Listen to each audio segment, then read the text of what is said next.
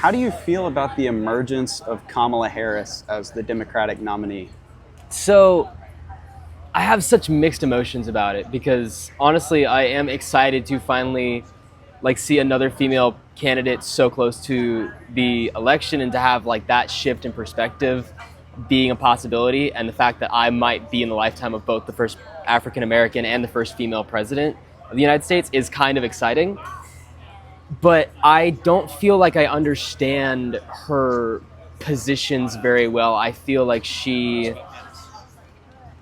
is definitely more definitive and exact than Joe Biden was, but I still don't feel like I understand what her goals are, what her aims are, how she plans to help the American people. I've talked to a bunch of people on campus, and a lot of them have brought that up, that she's not really, after Joe Biden dropped out, she's only done one press conference, and Yes. it's been 3 weeks, 4 weeks. She seems to have taken a real advantage of riding the high, if you will, Yes. of Joe Biden dropping out, the enthusiasm of the Democratic Party, of getting new blood in there. How do you think that's played into this? I see. I can agree with that. That there's this sense of everyone really wanted to vote Democratic, but we were so anxious that Joe didn't seem to have all of his stuff together. We were like, do we really want to put this man back in office? We don't feel like. I know I had the concern of is this man going to be physically capable enough to do this? I would watch interviews with Joe and see him just totally lose the thread of the conversation, not answer the question. And that was anxiety producing for me, especially considering he was a very viable candidate. Kamala's definitely got her mental and physical well-being put together in a more stable way, which encourages me on that front. But I feel like you're right. She's riding this idea of everybody wanted to vote Democratic. Everybody wanted to pursue those ideas or the ideas that Joe held.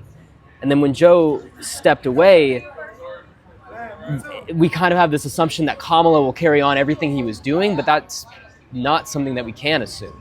We don't know what she is after. We assume that she's valuing the Democratic Party's ideals, but which ones, how much, to what extent? What are those ideals that speak to you? The ones that full disclosure, I'm Republican. I want to vote Republican. I value Republican ideals more than Democratic, but the ones that speak to me are their empathy for the everyday American, the poor American, the American that can't find his health care, can't find ways to take care of his family. They create jobs. Their goals are to help those people, ostensibly. And I get on board with that. I want to help the poor American. I want to provide medicine and health and care to people. I think that is a huge part of what it means to be empathetic to your neighbor. And I wish that the Republican Party was known for those things as well. I don't know how Kamala plans to enact those ideals of kind of caring for the American people. I also feel like, I could be wrong about this, I feel like the Democratic Party is also externally focused on the different wars going on in different countries. I feel like they are trying to be humanitarian in that way. And part of me is so on board with that, and part of me is wanting to deal with our internal issues as a country before we start worrying about other countries.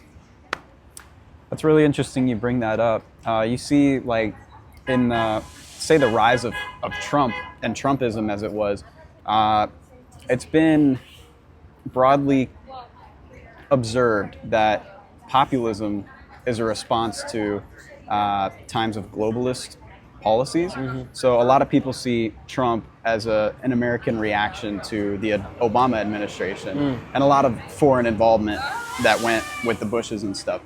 But so what issues matter most to you as a college student? It's a good question.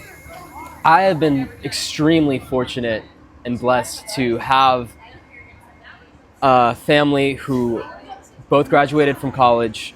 Both my parents graduated from college, sent me to school, put aside money. I'm going to graduate debt-free in a couple years here. And That's awesome. I feel very confident I can step into a career that I will enjoy and have some side time to pursue the things I love. What is becoming important to me as a student, for me, it's this idea of unity. I want to bring this country together on the things that we are so divided over, because I really do think that we are most of the time saying and wanting the same things, but saying and wanting them in different ways, and we just can't see eye to eye because of that. Or we disagree on one thing, and because of that, we won't associate with each other. And I want to be a united country on that. What do you think are the biggest dividing factors as a nation?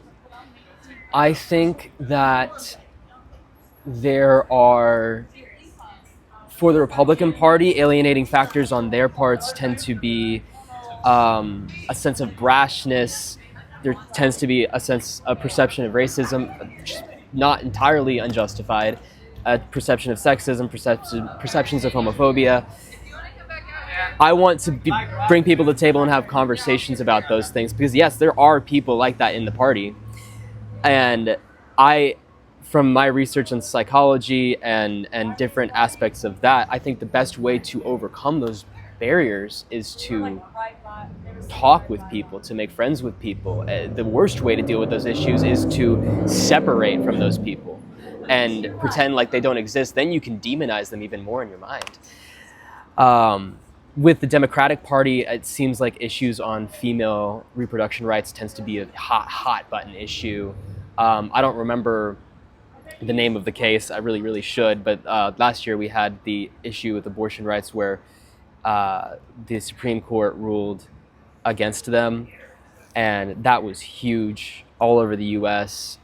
It's this very divisive issue between people that are advocating for female reproductive rights or advocating for the rights of the unborn.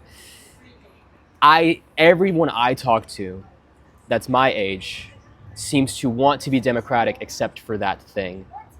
They want to help the poor and the needy, but they feel like they can't support a party that they believe is supporting what they would call the destruction of infants. They can't get on board with that. That is a line in the sand for them.